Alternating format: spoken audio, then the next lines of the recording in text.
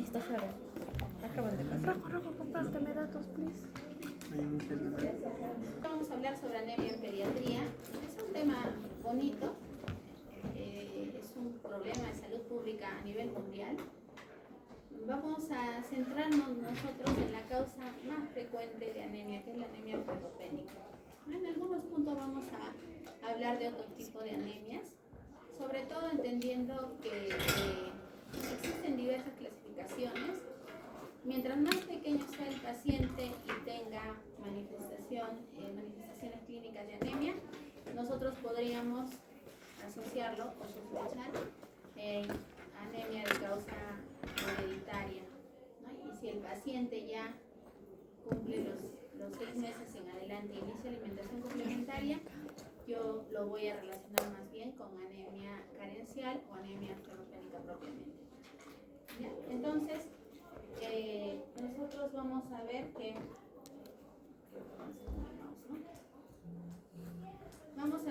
en la definición de anemia, ¿qué es lo que nosotros tenemos?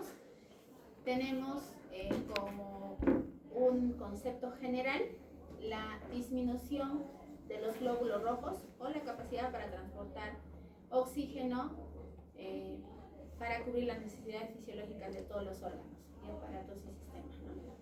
Entonces, el valor en general no es un valor estándar. La OMS y las guías internacionales lo definen como una concentración por debajo de las 2 desviaciones estándar, teniendo como parámetros para controlar el género, quiere decir que es diferente en varones y mujeres, también la edad y así como los metros sobre el nivel del mar donde se encuentre el paciente.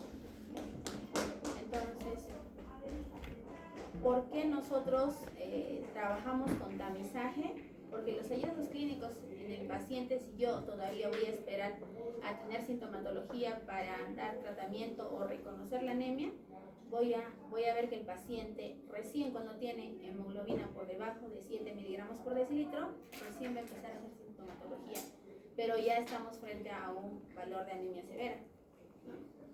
Entonces, como parámetros referenciales, vamos a ver que mientras más pequeños son los niños, el rango inferior va a ser menor, ¿no? Entonces, el rango inferior normal menor está alrededor de 11 miligramos por decilitro hasta los 5 años.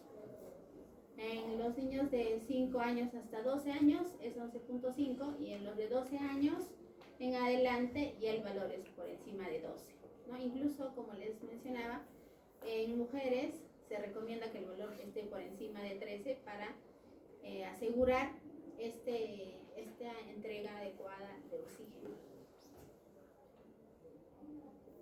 Entonces, como les había mencionado, este es un esquema que está en la nueva norma técnica de anemia del 2024 de nuestro país, donde usan el factor de corrección o de ajuste de hemoglobina de acuerdo al latido, ¿no? Entonces, hasta 499 metros sobre el nivel del mar no se ajusta, el valor es tal cual, mientras que a 4500 hacia arriba el valor de ajuste es 3.3, ¿no? ¿Nosotros dónde nos encontramos?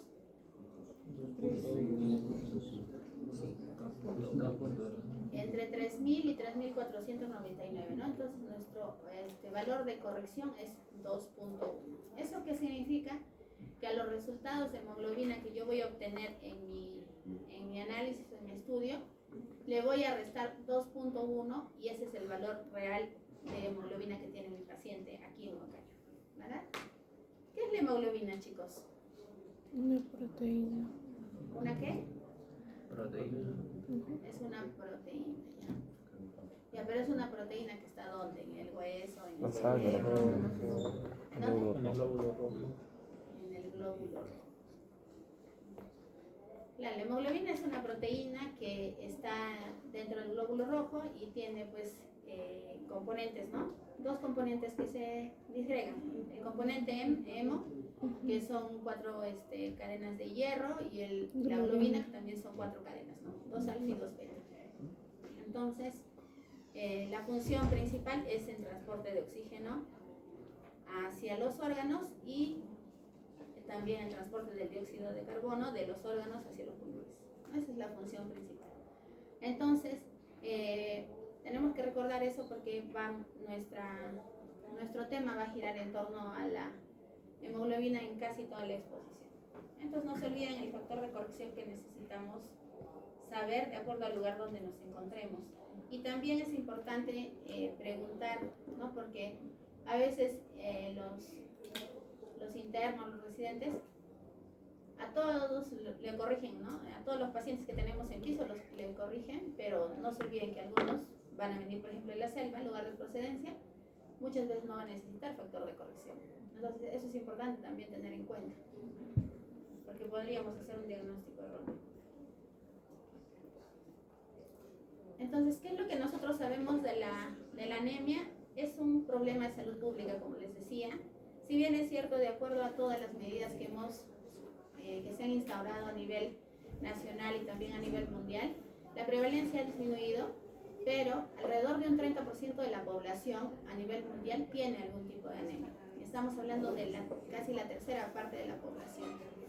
Entonces, la OMS nos indica que la causa principal o la causa más frecuente de lejos es la anemia carencial, dada por el déficit o carencia de hierro. ¿Y cuáles son los grupos más vulnerables para este tipo de anemia? Los niños y las mujeres en edad fértil. Entonces, por eso es que nuestra norma técnica abarca estos grupos etarios. Entonces, miren, en nuestra revista ENDES, ¿qué es lo que nos han descrito con el transcurso de los años? Si ustedes se dan cuenta, primero vemos, ¿no? La edad en la que existen más casos de anemia, de lejos es los niños menores de 1 año. Entonces, han considerado a niños desde los 6 meses. ¿Por qué? Porque en teoría, los niños de 0 a 6 meses deberían recibir lactancia materna exclusiva, y la lactancia materna exclusiva en este grupo etario tiene la cantidad de hierro adecuada y el aporte de hierro adecuado. Existen algunos estudios que hablan, en este caso estamos hablando de niños sanos, pero si son niños con factores de riesgo, el escenario cambia, así reciban lactancia materna exclusiva. Entonces, si los pacientes reciben lactancia materna exclusiva pero tienen factores de riesgo, por ejemplo, prematuridad, bajo peso al nacer, o han estado hospitalizados en una unidad de cuidados intensivos, las normas hablan de que deberíamos iniciar tratamiento profiláctico en algunos casos desde recién nacido, en algunos niños desde los 2 meses, y ya las nuevas tendencias están apuntando de que ya no se inicie la profilaxis o el tratamiento a los 6 meses, sino a los 4, ¿no? para evitar este número alto de casos en estas edades. Pero bueno, igual para el 2024 nosotros tenemos en los niños menores de 1 año, 55% de los pacientes tamizados tienen algún tipo de anemia. Entonces, conforme avanza la edad hasta los 36 meses, esto se reduce al 33%, pero igual coincide con lo que dice la OMS, ¿no? Que 1/3 de la población presenta anemia. Y con los años vamos a ver que no ha disminuido mucho, los valores no han disminuido mucho, a pesar de que tenemos varias medidas, ¿no? que tratan de mejorar nuestra salud pública. Y miren, si nosotros vemos en la parte de departamentos, ¿qué departamento es el que tiene para el 2024 más casos de anemia? ¿Cuáles, chicos? Loreto. Uno es el departamento con casi 60% de sus niños que tiene casos de anemia, ¿no? Luego está Loreto, también Amazonas, ¿no? ¿Y nosotros dónde estamos? Junín está por acá. Junín tiene 46.200 casos. Casi el 50% de los niños, igual en Junín, siguen presentando anemia al 2024, a pesar de que ya se han mejorado las medidas, ¿no? Como ustedes van a ver, Antes había aporte de micronutrientes, que la tolerancia era baja, el sulfato ferroso igual la tolerancia era terrible porque por el volumen, por el sabor, ahora hay hierro polimatosado y aún así todavía tenemos índices altos de anemia. Entonces, ¿cuál es la causa? La causa de la anemia se basa principalmente en estas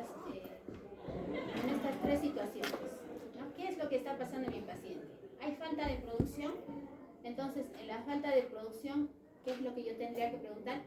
Si hay enfermedades óseas, ¿no? Por ejemplo, leucemia, si hay enfermedades hereditarias de la sangre, eso lo vamos a saber con la historia clínica, ¿no? Si hay algunos casos similares en los familiares de primer, segundo grado, si hay enfermedades crónicas asociadas, por ejemplo, como insuficiencia renal. Por otro lado, las pérdidas, básicamente las pérdidas son por sangrado, ya sea un sangrado macroscópico o un sangrado microscópico, o un sangrado agudo, que sí es notorio, pero también puede haber un sangrado crónico, ¿no? Sobre todo en algunas enfermedades. O es la deficiencia de nutrientes. En la deficiencia de nutrientes tenemos el hierro, el ácido fólico, el complejo B y la vitamina C. Entonces, básicamente en pediatría, la causa principal es la deficiencia de nutrientes, es decir, de hierro.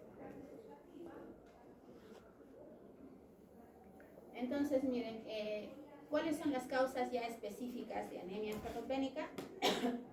Está dividido en 4 aspectos, ¿no? Entonces, el primero es que haya una absorción insuficiente, ¿no? El hierro tiene que ingresar por la alimentación o por la leche materna y tiene que haber una absorción adecuada para que yo tenga la cantidad suficiente a nivel sanguíneo.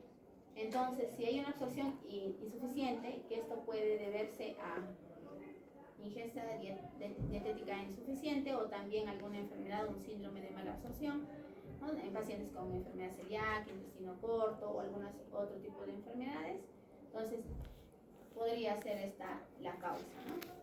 Luego están pérdidas aumentadas. Y en pérdidas aumentadas lo que nosotros tenemos que poner énfasis es a la parasitosis intestinal. Si bien es cierto, algunos parásitos pueden ocasionar más o pueden ser la causa de anemia más que otros, el estudio parasitológico es muy importante antes de iniciar el tratamiento o pensar en un paciente con anemia hepatopénica. Entonces, la uncinariasis es la parasitosis más frecuente que ocasiona anemia en los pacientes. Si ya estamos hablando de adolescentes, también una causa importante es las pérdidas por el ciclo menstrual que tenga. Entonces, es importante, si es una paciente que ya inició su menstruación, preguntar sobre este antecedente. También episodios de epistaxis, que no nos podría parecer muy grave, pero si esto es recurrente, habría que ver como una posible causa también, ¿no? Pérdida sanguínea por otros órganos, hay que describir enfermedades que puedan tener de repente pérdidas microscópicas, ¿no? Por ejemplo, sangre oculta en heces, habría que pensar en eso. Y si yo ya estoy pensando en un neonato o en un lactante menor de 3 meses, puede haber anemia por enfermedades propias de la gestación o del parto, ¿no? Por ejemplo, placenta previa, desprendimiento de placenta o creatismo placental. Luego están los depósitos disminuidos, y en depósitos disminuidos están el grupo de los prematuros, los gemelares, los que han hecho transfusión materna o feto-fetal, ¿no? O han sido gemelos de repente. Entonces, en este grupo es donde, como les decía, el aporte de hierro se da en edades más tempranas. Y el último aspecto es el aumento de requerimientos. ¿En qué momento los pacientes necesitan más aporte de hierro? Y es básicamente cuando hay un crecimiento acelerado, ¿no? Estamos hablando de la etapa de la lactancia y de la adolescencia. Y bueno, si fuera el caso, de repente en embarazo adolescente también sería una posibilidad. La clasificación de las anemias, para nosotros hablar de algo un poco más genérico, es uno basándose en la fisiopatología y otro basándose en el volumen corpuscular medio. ¿no? Si me baso yo en la fisiopatología, lo primero que yo voy a ver es dividirlo en las que son regenerativas y las que son arregenerativas. ¿Qué significa ello? Nosotros tenemos que valorar la respuesta de los reticulocitos. ¿Qué son los reticulocitos, chicos? ¿Qué son? Son como unos precursores, ¿no?, de los glóbulos rojos normales o maduros que hay en la sangre.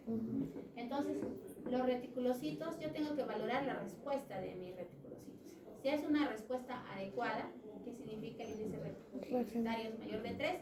Yo digo que es una anemia regenerativa. O sea, sí responden, los reticulocitos sí responden, sí se están produciendo. Entonces, usualmente esos son a nivel periférico. Pero si mis reticulocitos no responden, el valor o el índice reticulocitario es menor de 2, quiere decir que la causa es central, ¿no? Entonces, de acuerdo a ello, yo voy a ver que las anemias regenerativas se pueden dividir en hemorrágicas, ya sean agudas o crónicas, o en hemolíticas. Y en las hemolíticas yo voy a ver que básicamente están las que pueden ser intracorpusculares y las extracorpusculares, ¿no? En las intracorpusculares está la descripción de todas esas alteraciones que existen a nivel interno del glóbulo rojo, ya sea, por ejemplo, a nivel de la membrana, de las hemoglobinopatías o las enzimopatías, ¿no? Y en las extracorpusculares más bien van a haber algunas enfermedades externas que van a ocasionar daño, ¿no? Por ejemplo, de origen inmunológico, medicamentoso, incluso de causas mecánicas, infecciosas, ¿no? El hiperesplenismo es una causa, por ejemplo, de destrucción de glóbulos rojos que vamos a ver. En la parte de las arregenerativas, nosotros vamos a ver enfermedades que van a afectar a la médula. Y van a afectarla de forma cuantitativa y de forma cualitativa, ¿no? De forma cuantitativa pueden haber enfermedades como aplasia medular, por ejemplo, primaria o secundaria, o aplasia pura de la serie roja. No se olviden que a nivel medular se producen las 3 series, no solo la serie roja. Y en la insuficiencia medular cualitativa yo voy a ver más bien las anemias carenciales, o están también los síndromes mieloidistásicos.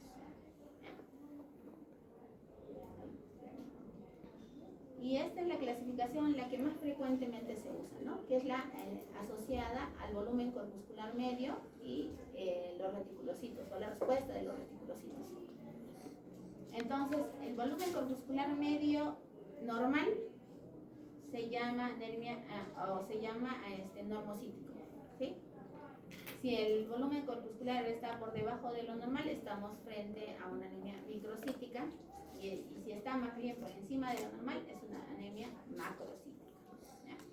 Entonces, básicamente, a modo de resumen, nos define el tamaño de los glóbulos rojos, ¿no? Entonces, la normocítica es un tamaño adecuado, es un tamaño normal, la microcítica son pequeñitos y la macrocítica más bien son grandes, ¿no? Entonces, ¿quién es la principal representante de la anemia microcítica? La anemia ferropénica, ¿ya? Entonces, en la anemia ferropénica yo ¿qué es lo que voy a ver? Que sí es regenerativa. ¿Qué quiere decir? Que yo voy a medir el índice reticulocitario y va a haber respuesta de los reticulocitos, ¿ya? En la anemia normocítica, ¿cuáles son los representantes principales? Son las enfermedades crónicas. Y en la macrocítica, la enfermedad más frecuente es la anemia por déficit de ácido fólico o vitamina B12, ¿no? La famosa anemia megaloblástica. No se olviden que pueden existir algunas otras enfermedades también.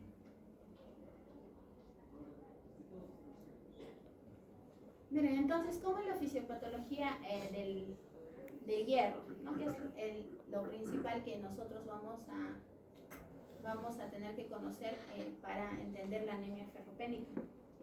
La absorción del hierro se va a dar principalmente o de manera fundamental a nivel del intestino. Entonces, existen algunos mecanismos por el que se da. Entonces, participa la ferrirreductasa para ingresar el hierro a nivel intestinal y poder absorberlo y enviarlo al resto de los órganos. Aquí cuando damos hierro de forma externa, existe pues una recomendación, ¿no? Entonces la recomendación es que se ingiere el hierro con alimentos ácidos, por ejemplo jugo de naranja, para que la absorción sea mayor.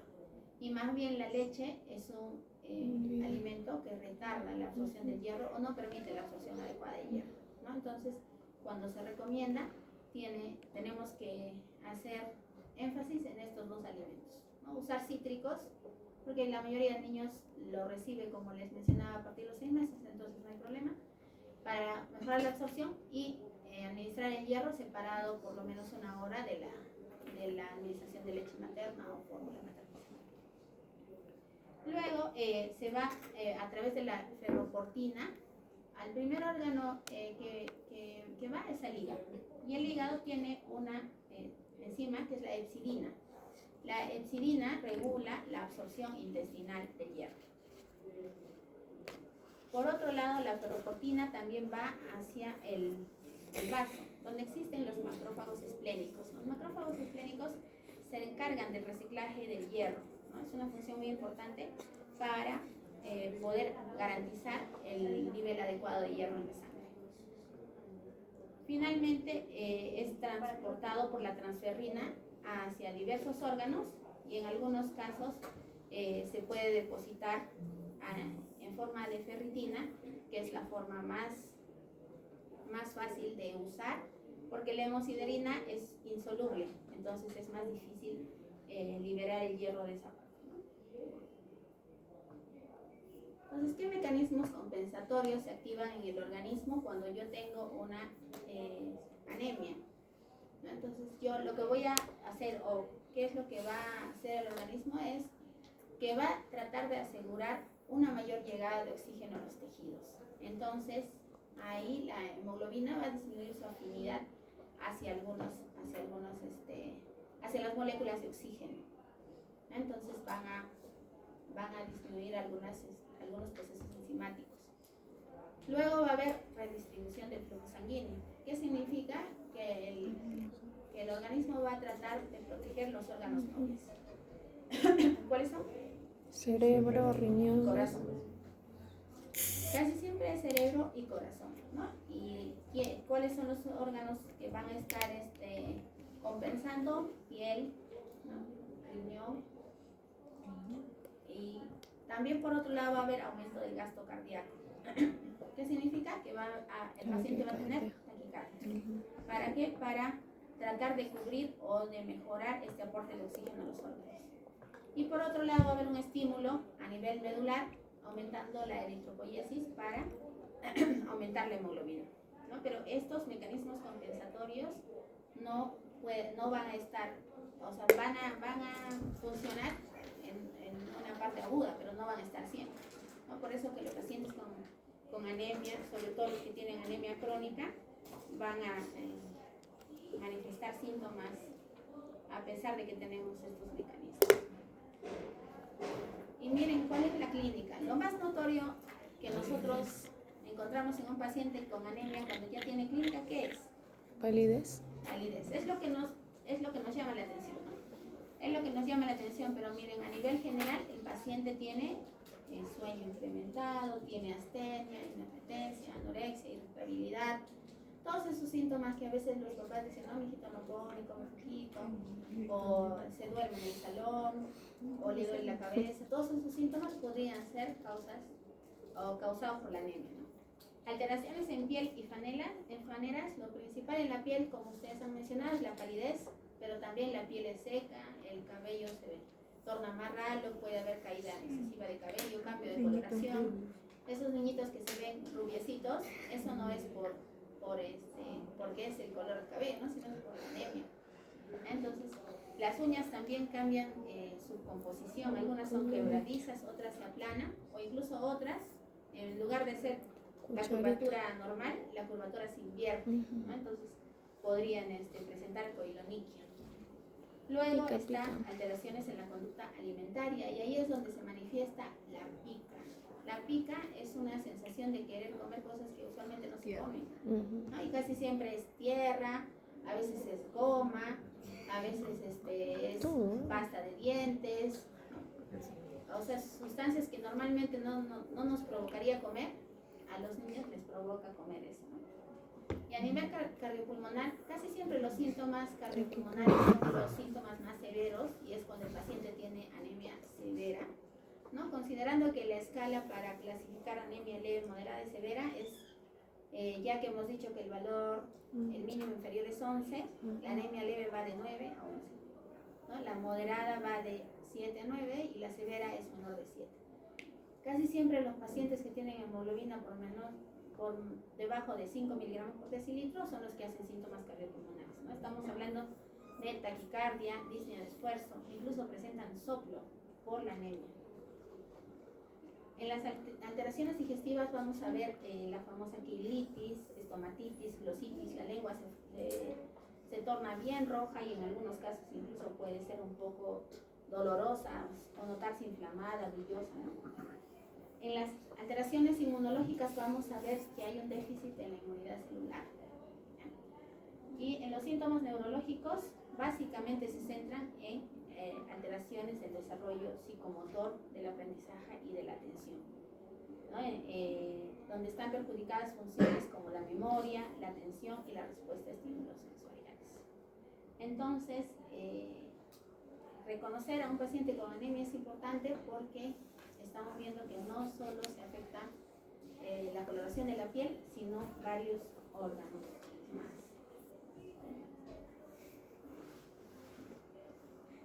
Por eso es que aquí les presento, ¿no?, las manifestaciones no hematológicas de la deficiencia de hierro. Si bien es cierto, el hierro es parte principal de la hemoglobina, pero no es su única alteración. Entonces, miren ustedes, ¿cuáles son los trastornos que están confirmados que se producen por la deficiencia de hierro? Los principales son trastornos psicomotores y cognitivos, ¿no? Entonces está estrechamente relacionado con los niños que no aprenden, que no prestan atención o no pueden comprender lo que se les enseña. También está trastornos a la tolerancia al esfuerzo, al rendimiento laboral, gastrointestinales, a nivel de los tejidos epiteliales y de las funciones, trastornos óseos, y también hay una predisposición a la intoxicación por plomo. Y algunos trastornos que pueden estar relacionados, que todavía existe controversia, está pues retardo del crecimiento corporal, trastorno de la inmunidad, el espasmo del sollozo. Existía un estudio que decía, ¿no?, que la deficiencia de hierro era un factor predisponente para espasmo del sollozo. Y también en un futuro la predisposición a un accidente vascular isquémico. Entonces, ¿cómo vamos a hacer el diagnóstico? En el diagnóstico ya habíamos dicho que los valores se debe tener en cuenta la edad, el sexo, ¿no?, los metros sobre el nivel del mar. Entonces, miren ustedes, en general, como en casi todo pediatría, los valores de la hemoglobina, del volumen corpuscular medio, del hematocrito y de los reticulocitos dependen de la edad, ¿no? Entonces, mientras en el recién nacido nosotros tenemos que la hemoglobina puede tener o alcanzar valores muy altos, lo mismo que hasta en toda la etapa neonatal. Pero a los 2 meses de edad se da la famosa anemia fisiológica. La anemia fisiológica, si ustedes ven, miren, ¿no?, el paciente de lo que tenía 16.5, a los 2 meses llega a 11.2, que todavía se considera normal porque está en la edad de anemia fisiológica. ¿Por qué existe anemia fisiológica? ¿Por qué? Porque hay varias explicaciones, ¿no? Pero principalmente los hematíes de los neonatos no viven. ¿Cuánto viven los hematíes de los adultos? 120 días. Los hematíes de los neonatos, 90. ¿Ya? No, viven menos días. La hemoglobina de los neonatos es una hemoglobina fetal, es diferente, ¿no? Entonces, aquí existe un periodo de adaptación. Por eso es que a los 2 meses se considera normal ese valor de hemoglobina. Y a los 6 meses, que es donde va a iniciar la alimentación complementaria, ¿no?, la hemoglobina, la media del menos 2 desviaciones estándar está en 12.6. Y luego ya con los años se va recuperando hasta que en en la edad adulta deberían ser los valores alrededor de 14. Igual el hematocrito, igual el volumen corpuscular medio. Si ustedes van a comparar para hallar o clasificar qué tipo de anemia es, tenemos que valorar el volumen corpuscular medio. Nosotros habíamos dicho que los niños que más anemia tienen, ¿en qué edades están? ¿Menores de un año? Menores de un año, ¿no es cierto? Y miren aquí, a los 6 meses el volumen corpuscular medio de un niño es 76 y la media menos 2 desviaciones estándar es hasta 68. O sea que por debajo de 68 yo recién voy a decir que mi paciente tiene anemia microcítica. A eso se refiere. Entonces tenemos que darnos o extrapolar los valores de acuerdo a la edad del paciente para no hacer un diagnóstico incorrecto. Igual la concentración de hemoglobina corpuscular media, igual de acuerdo a la edad existen los valores. Igual la respuesta de los reticulocitos. Luego también está, para yo clasificar en la anemia de si es regenerativa o arregenerativa, tengo que usar el índice reticulocitario corregido. Es importante corregir ello. Entonces, ¿qué es lo que yo voy a hacer? El hemograma me va a dar el valor de los reticulocitos. Entonces, voy a poner reticulocito real por hematocrito real sobre hematocrito normal para la edad y sexo, ¿no? Entonces, esos son los reticulocitos corregidos. Luego, el índice de producción reticulocitaria se saca los reticulocitos corregidos entre la vida media de reticulocitos, ¿no? La vida media, como está aquí descrito, es de acuerdo al valor de hematocrito, ¿no? Entonces, tú vas a ver qué valor de hematocrito tiene tu paciente y de acuerdo a eso, este es el factor que vas a usar para dividir. Y una vez que tienes eso, vas a decir si es una anemia regenerativa o arregenerativa. Para eso nos sirve. Entonces, miren chicos, existe también algunas afectaciones en órganos y sistemas que nos pueden hacer pensar más bien en qué es otro tipo de anemia, ¿no? Porque, ¿qué es lo que voy a hacer? Lo primero que voy a hacer cuando estoy frente a un paciente en el que sospecho de anemia, ¿qué le voy a tomar? ¿Qué examen le voy a pedir? Hemograma. El hemograma. ¿Y en el hemograma qué voy a considerar? Hemoglobina, hematocrito. Primero voy a considerar hemoglobina, ¿no es cierto? Y entonces, de acuerdo a las desviaciones estándar que conozco, o a los valores estándar que conozco, y a la corrección de acuerdo al nivel del MAT, voy a decir si mi paciente tiene o no tiene anemia. Primero. Luego voy a evaluar el volumen corpuscular medio. ¿Para qué? Para ver si es una anemia normocítica, microcítica o macrocítica. Después de ello, yo voy a hacer algunos otros estudios más para confirmar que sea una anemia ferropénica. Si bien es cierto, es la causa más frecuente, y si estás en un país como el nuestro, donde lo más probable es que esa sea la causa, el paciente tenga 6 meses o más, haya iniciado alimentación complementaria, de repente pertenezca a un nivel socioeconómico bajo, probablemente esa sea la causa, pero siempre yo tengo que hacer un examen físico exhaustivo. Y si yo encontrara otras características, por ejemplo en piel, si yo encuentro hiperpigmentación, yo puedo sospechar más bien que la anemia puede pertenecer a anemia de Fanconi. Si hay petequias púrpura, la anemia por sí sola no tiene por qué darme petequias púrpura, ¿no? Entonces yo voy a pensar de repente que esté asociado no solo sea anemia, sino sea también trombocitopenia, o sea otra enfermedad, ¿no? Miren, aquí en este grupo incluso podría estar el síndrome hemolémico hemolítico, que es lo que ya habíamos visto. Por ejemplo, si hay anemia más ictericia, también yo tengo que pensar que puede ser más bien una causa hepática o una causa hemolítica, ¿no? Y pensar en esos datos. Si a nivel de cara yo veo prominencias óseas a nivel malar o maxilar, puedo pensar yo en anemias hemolíticas congénitas o talasemia mayor. Y así, cada aparato y sistema que yo voy revisando, tengo que ver que no existan, más allá de los signos que hemos mencionado, ¿no? De los signos que hemos mencionado, que en general son síntomas generales, y afectación de piel, en piel es básicamente la palidez, y en faneras, lo que habíamos dicho, las alteraciones en el cabello y en las uñas. pero otras alteraciones ya me tendría que hacer pensar en otras enfermedades, ¿no? Por ejemplo, en los ojos, si hay presencia de cataratas, edema de párpados, yo voy a pensar en otras alteraciones o el paciente está complicado. En el tórax, por ejemplo, si hay anomalías del músculo pectoral, yo puedo pensar que la anemia es parte de un síndrome, como el síndrome de Polanco.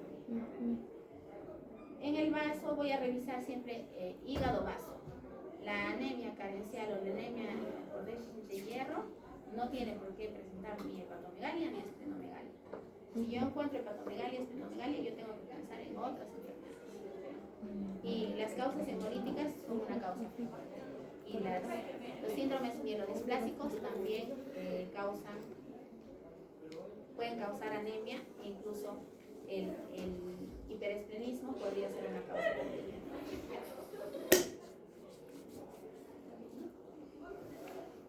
Y miren, esto es algo muy importante que deben conocer ustedes, porque nosotros estamos hablando de que vamos a hacer diagnóstico de anemia cuando mi paciente tiene hemoglobina baja, ¿no es cierto? Pero esta diapositiva nos habla de las carencias, digamos, en etapas preventivas. Entonces, miren, la carencia prevalente es cuando ya la hemoglobina puede estar normal, pero ya empieza a disminuir las reservas de hierro, ¿no? Y las reservas de hierro, básicamente, como les había dicho, está medida por la ferritina sérica, que no es un estudio usual que hacemos, ¿no? Porque es un estudio caro también. En la etapa del COVID, la ferritina es un marcador inflamatorio. Entonces, nos ayudaba, por ejemplo, para hacer seguimiento de los pacientes del COVID. Entonces, no es un examen que hacemos de rutina, pero el punto de corte para niños es 12 microgramos por litro. Entonces, si tu paciente tuviera 10, 8, a pesar de que la hemoglobina esté normal, tú ya estás pensando en que este paciente puede ser un candidato para profilaxis con hierro.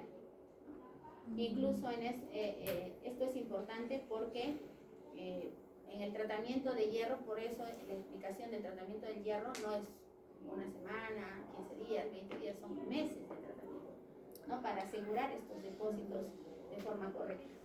Cuando ya hay una carencia latente es cuando ya hay un insuficiente aporte de hierro en el tejido hematopoyético. Entonces ahí el método que se usa es la protoporfirina eritrocitaria. También tendríamos el punto de corte para niños es 80 microgramos por mililitro.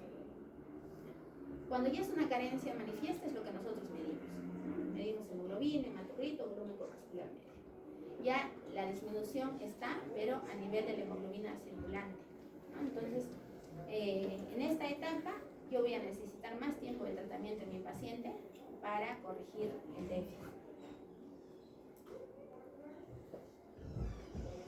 Y bueno, como hemos dicho que la causa principal es la anemia ferropénica, y la anemia ferropénica es una anemia microcítica hipocrómica, es importante considerar estos datos para diferenciarlo de otras patologías, ¿no? Entonces, miren, en la anemia ferropénica, ¿qué es lo que yo tengo? Tengo ferritina disminuida, porque no hay depósitos, y anemia disminuida, así como los transportadores también disminuidos. La transferrina está aumentada porque no hay hierro que transferir, ¿no? La transferrina lleva el hierro a todos los órganos. Entonces, como no hay hierro que transferir o está disminuido, está más libre. Y los reticulocitos pueden estar disminuidos o normales, ¿no? En el rasgo talasémico, en cambio, todos estos datos, también es una anemia microcítica hipocrómica, pero todos estos datos en general van a estar normales, igual que en el saturnismo, en la anemia asociada a un trastorno o enfermedad crónica. Entonces, es importante para hacer un diagnóstico final, lo ideal sería que yo le tome por lo menos ferritina y transferrina. Nosotros, ¿qué tenemos? Tenemos eso, ferritina, transferrina y reticulocitos. El resto no. Entonces, es importante para hacer el diagnóstico iniciar el tratamiento. Entonces, miren, el tratamiento. Entonces, como les mencionaba, el tratamiento con hierro es un tratamiento largo. Para empezar, es un tratamiento largo que necesita disciplina, ¿no? Porque si para nosotros es difícil cumplir un tratamiento de 5 o 7 días con algún medicamento, antibiótico, por meses, es más difícil aún. Entonces, nuestra norma técnica ha ido cambiando porque antes el aporte era con sulfato ferroso. El sulfato ferroso era, para empezar, en jarabe. Y lo otro es que la cantidad de hierro que yo voy a aportar está basada en el hierro elemental. Y el sulfato ferroso, la composición era otra y el hierro elemental era la quinta parte de su composición, ¿no? Entonces tenías que aportar gran volumen para asegurar el hierro elemental para que le correspondía a tu paciente, ¿no? Y lo otro era que era una sal ferrosa que tenía que transformarse, ¿no? Entonces todo eso hacía difícil su aporte. Ahora ya nosotros tenemos en gotas, ya no en jarabe, sino en gotas. El sulfato ferroso también, que miren, una gota tiene 1.25 miligramos de hierro elemental. Pero también hay el complejo polimatosado férrico, donde una gota tiene 2.5 miligramos de hierro elemental. Este es el ideal, ¿no? Si ustedes alguna vez han visto o han escuchado, por ejemplo, del Ferranin Forte, es un tipo de hierro que tiene 50 miligramos de hierro elemental por mililitro. Entonces, ¿cuántas gotas hay en un mililitro? 20 gotas, ¿no? Entonces, yo digo que tiene 50, entonces 50 entre 20 es 2.5, ¿no? Entonces, el Ferranin Forte se parece a este complejo polimatosado férrico que está usando actualmente el Ministerio de Salud. Y bueno, también hay en jarabe, ¿no? Para niños que pesan más, sulfato ferroso, 1 mililitro tiene 3 miligramos de hierro elemental. Y del complejo polimatosado, 1 mililitro tiene 10 miligramos de hierro elemental, ¿ya?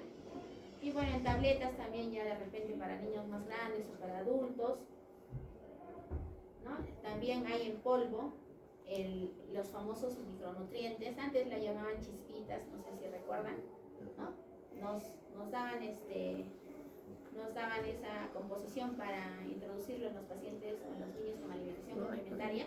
Ya tienen un grupo de nutrientes, ¿no? Pero el hierro tiene, mire, 12.5 miligramos de hierro elemental, no tiene más. Si tu paciente tuviera más peso o pesara más, con esto no es para asegurar un tratamiento, sino es para una forma de suplemento o prevención, ¿no? También tiene zinc, ácido fólico, vitamina A y vitamina C. Y luego está la ampolla, ¿no? De hierro sacarato, que en general el inyectable se reserva para casos graves. En niños casi no se da en adolescentes, ¿no? O en gestantes.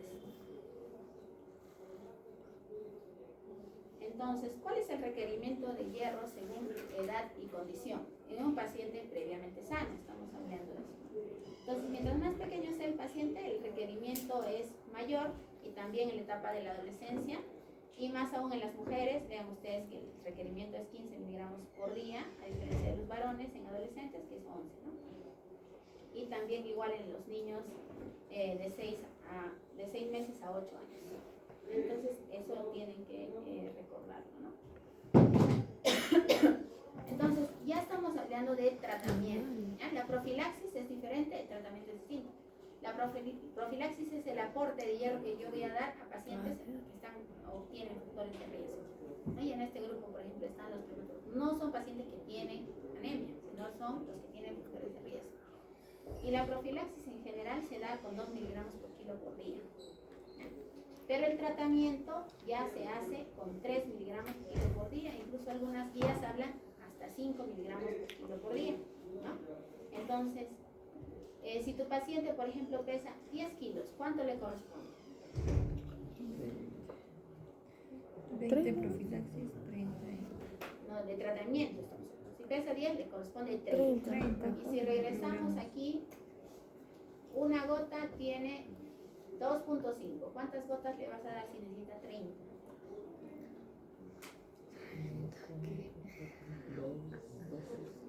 Ya se confundieron.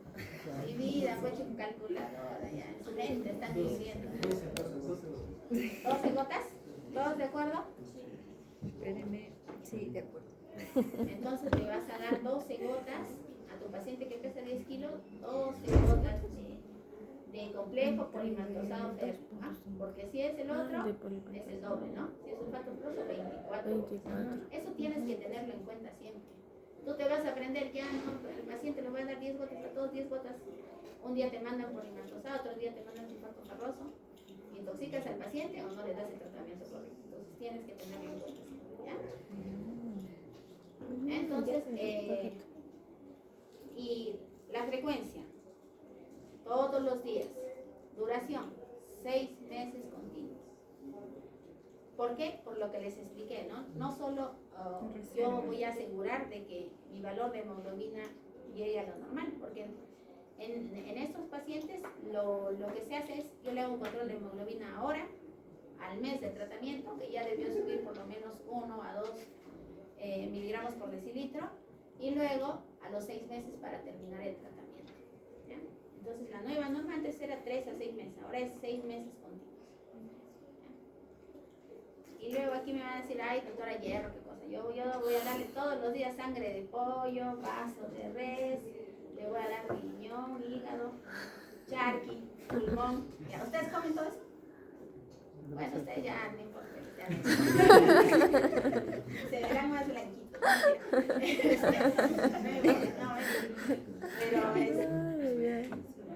Pero el problema de tanto los productos cárnicos como